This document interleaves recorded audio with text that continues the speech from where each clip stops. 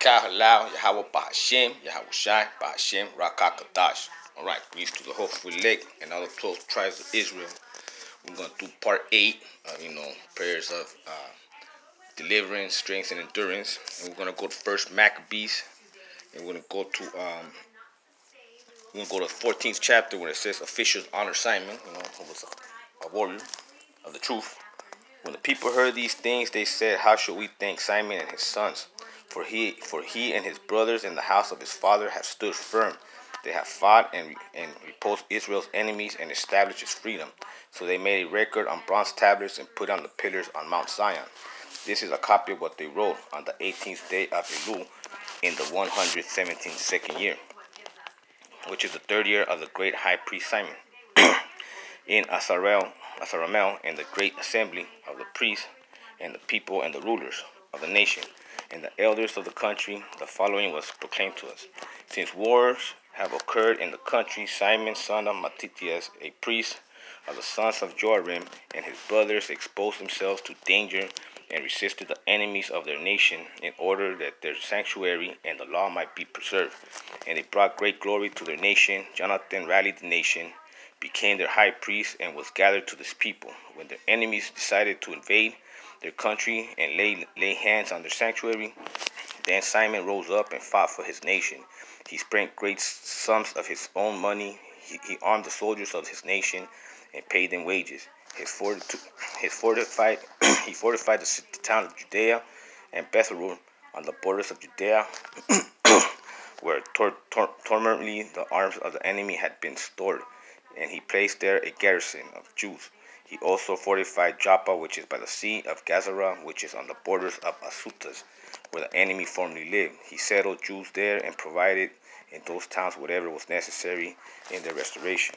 The people saw Simon's faithfulness and the glory that he had resolved to win for the nation, that they made him their leader and high priest. Because he had done all these things, and because of the justice and loyalty that he had maintained towards his nation, he sought in every way to exalt his people. In his day, things prospered in his hands, so that the Gentiles they were put out of the country, as were also in the city of David in Jerusalem, who had built themselves a citadel from which they used to sally forth and defile the environs of the sanctuary, doing great damage to its purity. He settled Hebrews in it and fortified it for the safety of the country and the city. He built walls of Jerusalem higher. In the views of these kings, Demetrius confirmed him in the high priesthood, made him one of his friends, and paid him high honors. For he had heard that the Hebrews were addressed by the Romans as friends and allies and brothers, and that the Romans had received the voice of Simon with honor. The Hebrews and their priests had resolved that Simon should be their leader and high priest forever until a trustworthy prophet should arise, and that he should be governor over them, and that he should take charge of the sanctuary and appoint officials over its task and over the country and the weapons and the strongholds, and that he should take charge of the sanctuary, and that he should be obeyed by all, and that all the contracts in the country should be written in his name, and that he should be clothed in purple and wear gold. None of the people or priests shall be permitted to nullify any of these decisions, or to oppose what he says, or to convene an assembly in the country without his permission, or to be clothed in purple or put on a gold buckle. Whoever acts contrary to these actions and decisions, or rejects any of them, shall be liable to punishment. All the people agreed to grant Simon the right to act in accordance with these decisions. So Simon accepted and agreed to be the high priest, to be commander and ethnarch of the Hebrews and priests, and to be protector of them all. And they gave orders to inscribe and this decree on bronze tablets, to be put them up in a conspicuous place in the precincts of the sanctuary, and to deposit copies of them in the treasury, so that Simon and his sons might have them. There you go, man. See, everybody, Simon have to be worried for this cause, man. Now let's go to the second book of Maccabees, and let's go to chapter 3, verse 22. Yahweh Elohim protects his temple. While they were calling upon the Almighty Yahweh Elohim, that he will keep what had been entrusted safe and secure for these who had entrusted it, Heliodorus went on with what he had been decided. But when he arrived at the treasury with his bodyguards, then and there the sovereign of the spirits and all of the authority caused so great a manifestation that all who had been so bold as to accompany him were astonished by the power of Yahweh Elohim and became faint with terror. For there appeared to them a magnificently caparisoned horse with a rider of frightening mien. It rushed furiously at Heliodorus and struck at him with its front hoods. That's a chariot.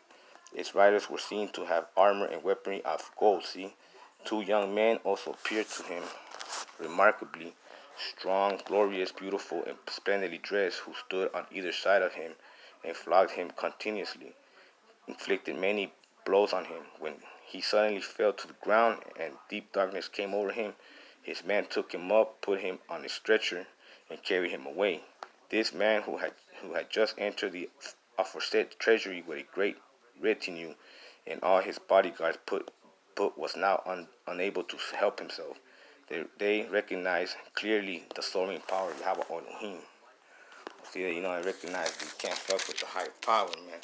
Now we're going to finish this version with 2 Maccabees, and we're going to go to the prayer for those killed in battle, for the martyrs, Then Judas assembled his army and went to the city of Adullam. As the 7th day was coming on, they purified themselves according to the custom and kept the Sabbath there, keep the Sabbath holy. On the next day, as had now become necessary, Judas and his men went to take up the bodies of the fallen and to bring them back to lie with their kindred in the sepulchres of their ancestors. Then under the tunic of each one of the dead, they found sacred tokens of the idols of Germania, which the law forbids the Hebrews to wear. Paganism, and it became clear to all that this was the reason these men had fallen.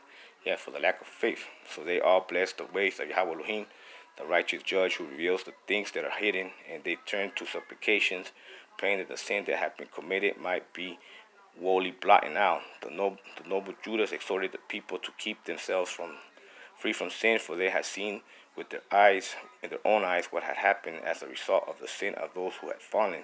He also took up a collection, man by man, to amount of 2,000 drachmas of silver and gold, and sent it to Jerusalem to provide for a sin offering. In doing this, he acted very well and honorably, taking account of the resurrection. For it, he were not accepting that these who had fallen would rise again. It would have been superflux and foolish to pray for the dead. But if he was looking to the splendid rewards that is laid upon further those who have fallen asleep in goodliness, as was a holy and pious thought, therefore he made atonement for the dead, so that they might be delivered from their sin. Basically, waking up them means waking up those that still sleep. You know what I'm saying? You're gonna have a chance to repent till the very last hour. I hope this was edifying. That's part 8. We'll have been providing. We'll do whatever it takes, whenever and however. We don't have a time, place, or thing. As we go, man. Especially right now, there ain't really much to do. You know what I'm saying? Then what better way than to meditate the word? The closer you get to the word, the more you stay out of trouble. Or at least for me, it works that way. It's just better that way. And just wait and see, be patient. Stay diligently. Keep looking at the times. Cosmic disturbance and all that is happening. So you have to be prepared, be ready. It's not easy, but within doors, inside doors, you're better than outside. Shalom.